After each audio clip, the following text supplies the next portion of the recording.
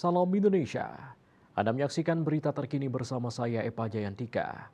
Pemirsa, aparat kepolisian Resor Kota Besar Polrestabes Surabaya mengamankan ratusan remaja yang tergabung dalam salah satu kelompok perguruan silat saat akan menggelar konvoi menggunakan sepeda motor.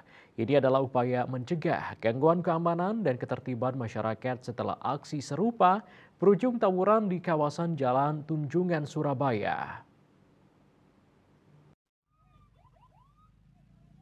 Aparat kepolisian Resor Kota Besar Polrestabes Surabaya mengamankan ratusan remaja karena berpotensi mengganggu keamanan dan ketertiban masyarakat pada Selasa dini hari 16 Januari. Sebanyak 139 remaja diamankan dalam patroli gabungan rayon yang digelar setelah ada kejadian tawuran di kawasan Jalan Tunjungan Surabaya. Kepala Bagian Operasional Polrestabes Surabaya, Ajun Komisaris Besar Polisi Bambang Sukmowibowo, menjelaskan ratusan remaja yang terindikasi dari salah satu kelompok perguruan silat ini diamankan saat berkumpul di kawasan Sukomanunggal, Surabaya. Mereka rencananya akan menggelar konvoi menggunakan sepeda motor. Sebanyak 66 unit sepeda motor milik para remaja tersebut turut diamankan.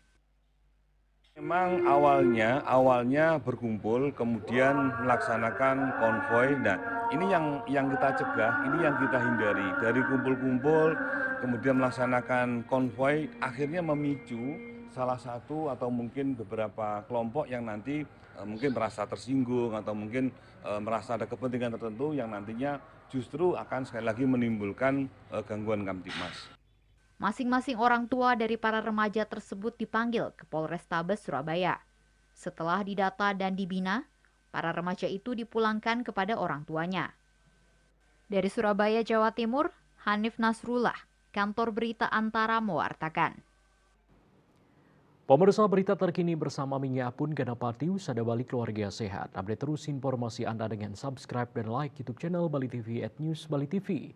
Tetaplah bersama Bali TV. Salam Indonesia.